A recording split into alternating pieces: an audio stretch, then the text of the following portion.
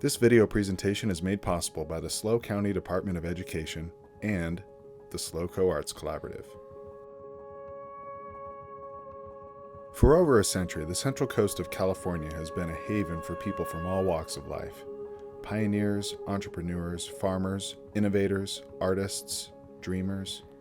People escaping the city life to find beautiful landscapes, rich culture, seeking prosperity, and most importantly, joy. For a lot of us, we find joy in art, whether we're makers or just lucky enough to enjoy the art of others. Hi, I'm Peter Henry Schroeder. I'm a local documentary filmmaker here in San Luis Obispo County. I invite you to come with me now as we actually get to go talk to some of these artists firsthand and learn about what makes them tick. What are some of the challenges they face, and how do they do this on a day-to-day basis? Where does their inspiration come from, and how do they actually find the joy in their art? What really gives them that creative juice?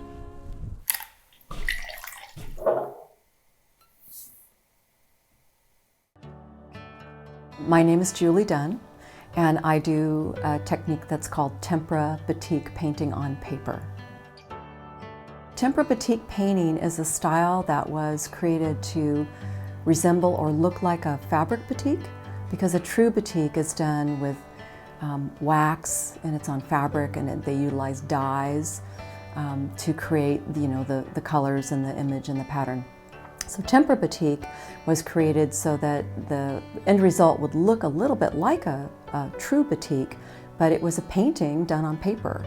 The paper I use is called Canson Mi-Teance paper, and it comes in colors. It's like a glorified construction paper. The line work is done using a permanent marker, and you don't want it to bleed or run. And then the paint is tempera paint. And tempera paint is a lot like watercolor, only it's opaque. It's not a transparent paint. So it's thicker, and it can isolate the paper. India ink is painted over the whole thing after the paint dries, and then that's also allowed to dry completely. And then the ink is rinsed off. So the ink goes into the ink line work to reinforce the line drawing portion, but it just sticks on the surface of the paint. And then when it comes off, it leaves a bit of an ink residue. So then it looks a little bit like a fabric batik. And then I took it one step further in that I go back and detail paint back into my paintings to make them look just a little more finished and bring some realism back. I was born and raised in Southern California, and my mother was an artist. She didn't do it professionally, but she was a very good artist, and she had been professionally trained by some of the early watercolor painters of the time, Rex Brandt and Joan Irving, and I can't remember the names of all of them, but they were sort of this whole genre of watercolor painters that created a certain California watercolor style. And so we grew up with a lot of art materials in our home. My mom loved art, she believed in art, she believed kids should be creating art. So mine was the house that when all the kids came over, we had all the art supplies. And when you're given those opportunities just to utilize art materials, and you're shown how to use art materials, most kids love that and they thrive.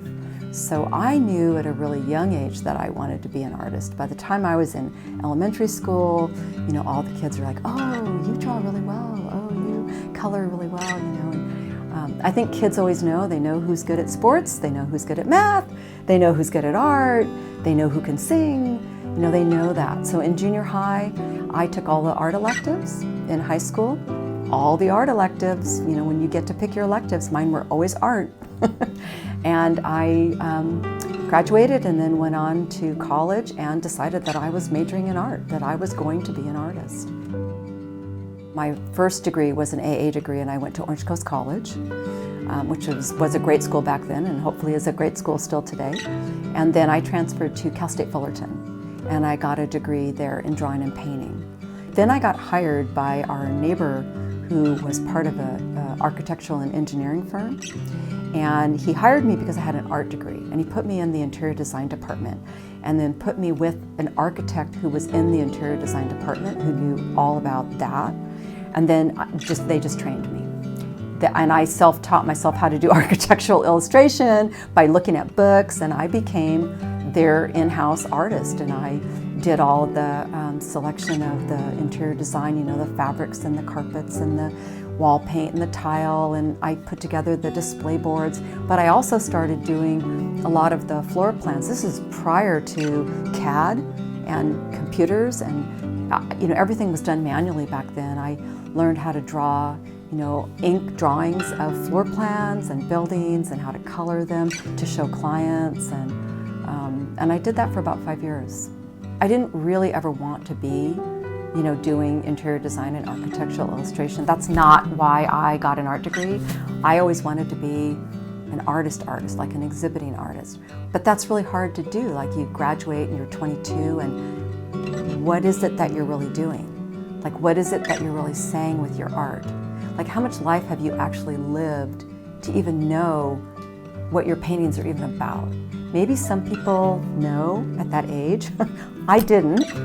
Went back to National University, and I got my credential, which was in my subject area, which was art. So it was a single subject, not the multiple, the elementary school.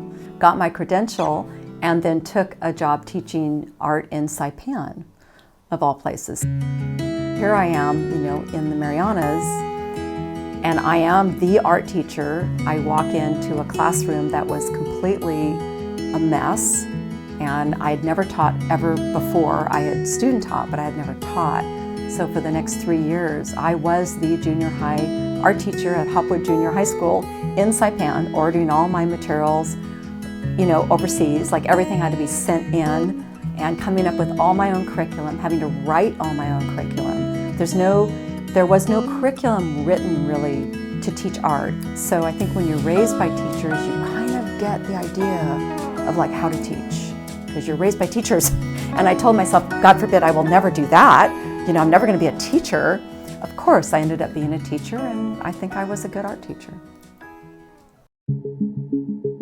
Batik is the process of actually painting on silk or linen or fabric, and I think batiking is more something that was developed in possibly Japan or Indonesia. You'll find batiks when you go to those kinds of countries, and a lot of their fabrics that they make clothing out of are done in a batik style. So some of it's just strictly done in an ornamental way, but there are people who also create batik paintings.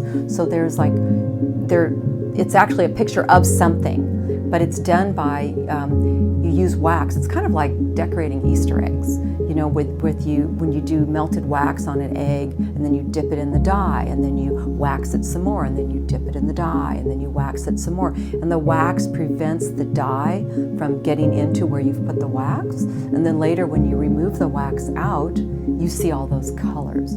So it's a whole art form in itself, which is actually unrelated to this, only this was designed to, copycat, to look like, to mimic a batik, but to be a painting done on paper. The teacher that taught it to me said that it was developed by teachers, that somewhere along the line, and who knows, maybe it was a happy accident, like somebody had a tempera painting and they spilled ink on it, and then or somebody maybe thought, how can I make something that's batik-like? What materials that are available in the classroom can I utilize to do this project, to make something look like a batik, because we don't have those materials readily available in the classroom. And this is something that was taught in the Garden Grove Unified School District and is probably still taught there. When I was getting my teaching credential, the high school that I was working in, this was one of their class projects, and I had never seen it before. So I was absolutely fascinated by watching the process. And I had gotten a drawing and painting degree, and I'd gone back to school and gotten a teaching credential, and then I'm learning this technique. And then later, when I decided to pursue a career as a professional artist, of all the different mediums and styles that I had done along my pathway, this was the most intriguing to me, because it absolutely involved drawing and painting, but it also involved a process. So first I'll start off and I'll have my paper, and I'll select a color that I don't mind if that color emanates through the painting, because I work on colored paper. and I'll do a drawing first with pencil, because that's where I get my drawing exactly as I want it to be. Make all my corrections at that phase. Then I will go over all of my lines with a permanent marker. And I'll even tell my students, think of like you're making a stained glass window. And the lines that you're creating are the lead lines of the stained glass window. And the shapes that you're creating are where you're going to plug in the colored glass. So it's very shape oriented, it's very graphic in the beginning. So tempera paint dries quickly. It's not like an oil that's got oil in it and that takes days to dry. And it's not like an acrylic either. And when you paint it, you want it to be almost like the consistency of like runny yogurt. It needs to be thick because we're trying to isolate the paper. So you can see how I'm really loading up my brush, and I'm not painting the line, but I'm really painting it on in a real heavy way because I'm trying to isolate the paper from the ink that's going to come next. So here I'm going to come right up, and you can leave a little gaps even of paper showing because the ink is going to fill all that in. So you can see how thick this is. See how thick I've painted that paint on there? And I've got one more little section. And now I'm going to paint this on nice and thick, really loading up my brush. I don't want it to be, if I can see through the paint and it's like a watercolor, it's not going to work. It's going to have to be thick, thick, thick, thick like this. Creating a barrier. So that that no matter what, you know, when I paint the ink on, that's kind of like playing musical chairs. Like somebody's already sitting in that space. You can mix your colors on the paper. You can paint a little fancier than what I'm doing, but I'm trying to show how thick the paint needs to be and how I'm not painting the lines. And we'll let that dry. And then here's the India ink. And when I ink, if I was doing a really large painting, I would use a really large brush. But in this instance, I'm just going to use a little small brush because my image is so tiny. So you want to load up the brush with ink, and then you literally just start inking the painting. You just paint right over what you've got. And the ink is going to go into the ink lines, but it's not going to get past the paint. And you can even see it starting to dry already. So you don't want to puddle it. No big puddles. You want to spread, spread, spread, and fast, fast, fast. And the reason for fast is because this is a water medium going over a water-soluble surface. So if I was to go back and forth, back and forth, and back and forth too many times, I can start lifting the paint right out from underneath. So it's kind of get right down to the corner, the last little bit. And there it is. That's done. It's really fast. The inking process is very quick. So what you want to do is you want to wet the surface of the board, and you want to use cold water, not warm water. So I'm going to wet the board, and then I'm going to just start putting this painting right under and letting this water wet it. And it's going to lay down onto the board. And it is a little bit of a patience game. You think, oh, it's not going to rinse off, it's not going to rinse off, but it has to gradually get wet and learn that it's going to come off. So everything, now there, see the red already of his tongue? And most of it should just rinse off. I want this hydraulic effect. See the closer I am, oh, there we go, look at it coming off. But see how fast it comes off? And you don't want to wash the whole painting away.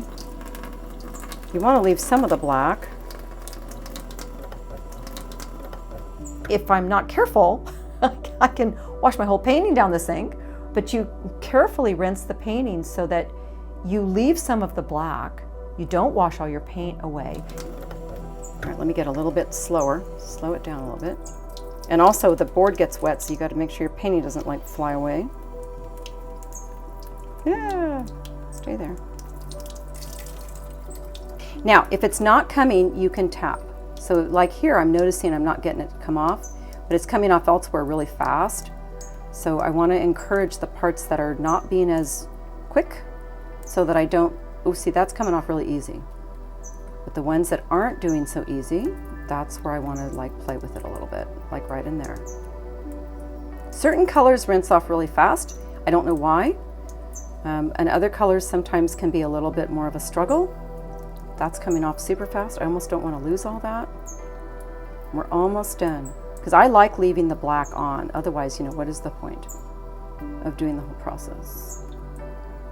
So like that's about as much as I would actually want to remove. Let me stop right there. So there you go. And you can rinse more. You can take more black off. But like I lost all my black here and here, and I don't want to just keep washing it all away because I want that batiqued feeling. Oh, you know where I want to take it off is the eyes. Let me take a little bit off the eyes because those are white. Put it back under. And you can stop and look, and I encourage to stop and look. There, look at that. Boom, boom, boom. See, out pop the eyes now. Okay. So that's it. Like if, you know, I would stop at that point. Then it has to dry.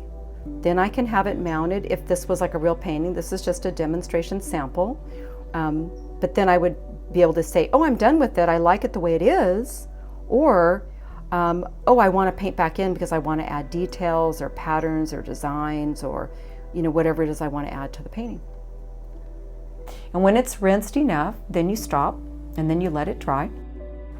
And then I take my work at that point and I take it and I have it dry mounted onto foam board, which I have a sample right here of where this has been mounted now. And it's flat because he has a dry mounter that dry mounts it onto the foam core. So then we just put it here and we just let it dry. And it looks really, really different. I mean, let's look at it with the other sample. I mean, what a difference from that to that now. It's changed the whole quality of the painting. To me, at the end of the rinse part, it looks very much like a fabric batik at that point because it's very raw and very rough.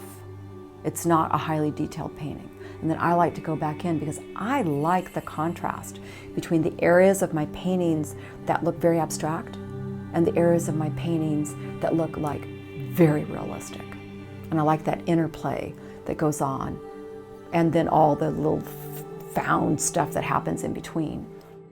So now here's one that's a commission painting that I'm working on, and this is her photograph that she sent me. And I have already drawn this and painted it and inked it and rinsed it. And now what I'm doing is I'm detail painting back into it. So I go back with my little tiny brushes, and it's kind of a matter of picking your way back into the painting. And you can see that I've started working right in here to make the bark on this tree more realistic. And I've been putting in some blue. And this is a slow process, you know, I will literally just have to go back in now with my brushes and create colors. So now I go back and I look and I think to myself, where do I need to add more? Where did I lose what was happening? You know, where did I lose the drawing? And then I start going back in with the light and the shadow and painting it back in. So this is my light side of my trees. So I'm coming back in here with more paint. Let's do up in here. So like I can go back in like this. Now I've got the black, and now I'm just going to start picking out the branches. So you can start to see those branches better now. So here's my light side. And I follow the photograph to a point, but also at the same time, it's just there as a reference. It's not telling me exactly what I have to do. It's just giving me, you know, a reference. It's just a tool. And the more I work on this painting, the more that this painting will just gradually, you know, come back to life, and it'll start looking like something. So I can see up here, I've got these, a little bit more orange, a little bit yellow. I've got these leaves. I've already worked around in here trying to get some of this sky back, but up in here, this is where now I'm going to start putting in some leaves, because that's what's in the painting. And by the time I get done decorating this entire painting, this whole painting will look completely different than what it looks like right now.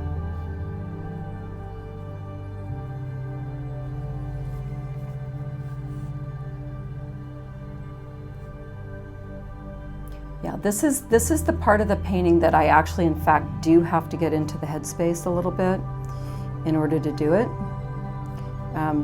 The beginning part, I can talk, I can joke around with people, I can teach, but even when I'm teaching, once I get to the part that I'm trying to detail a painting for my class, I lose the ability to verbalize as much. When you actually just take a class and you get to watch somebody paint, you learn a lot just by watching them.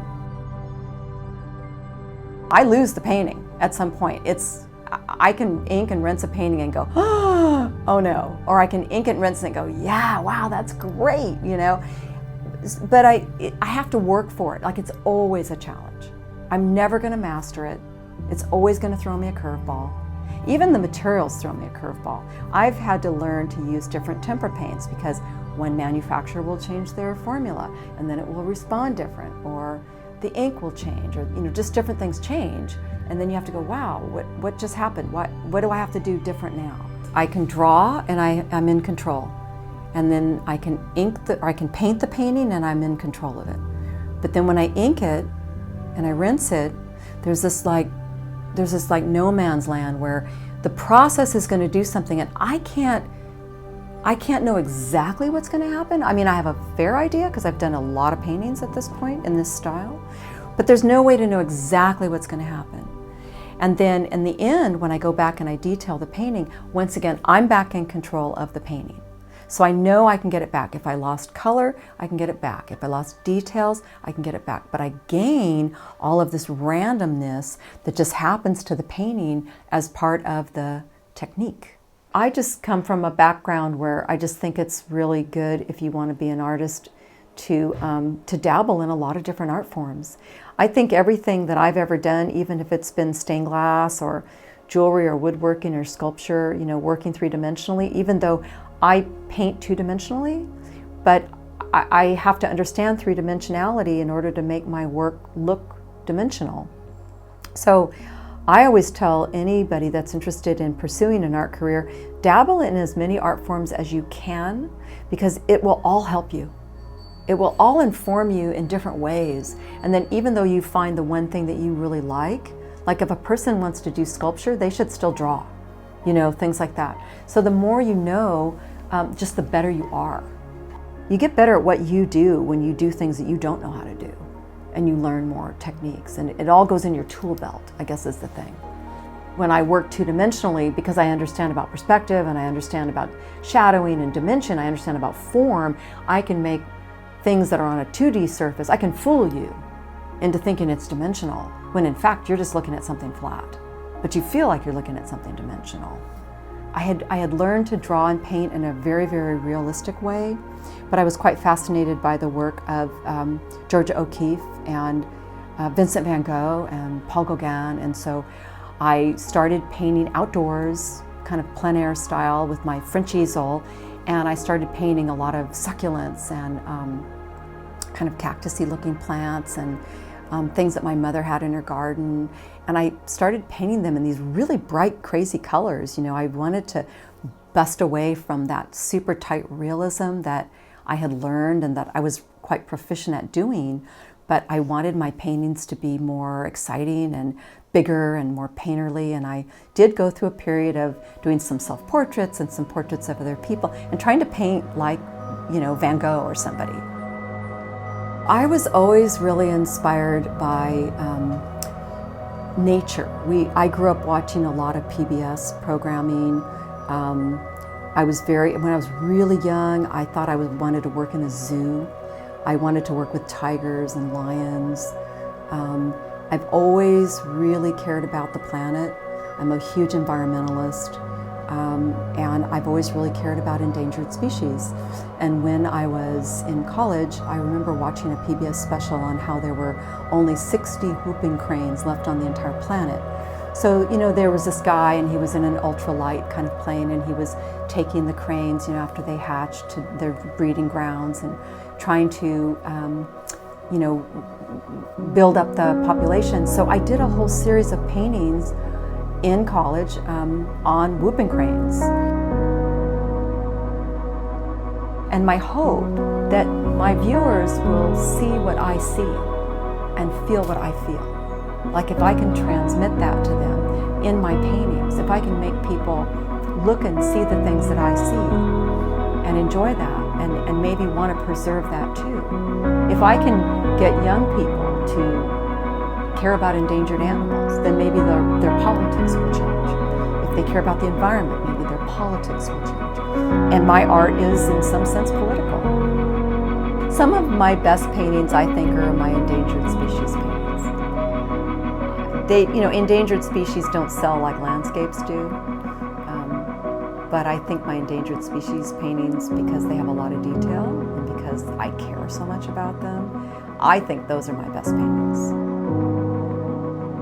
I love gardening, I love color, and I just love the natural world. And I like drawing attention to that, because I think that we live in a kind of a time period of, it's kind of in my statement where it talks about we live in this really high-paced world where everybody's running around really fast and nobody has the time to stop and look at a beautiful flower or look at a beautiful sunset or look at a beautiful landscape and just slow down and enjoy the beauty of the natural world, because the planet and the world is beautiful and the nature and the animals are beautiful, and I want to see those things preserved.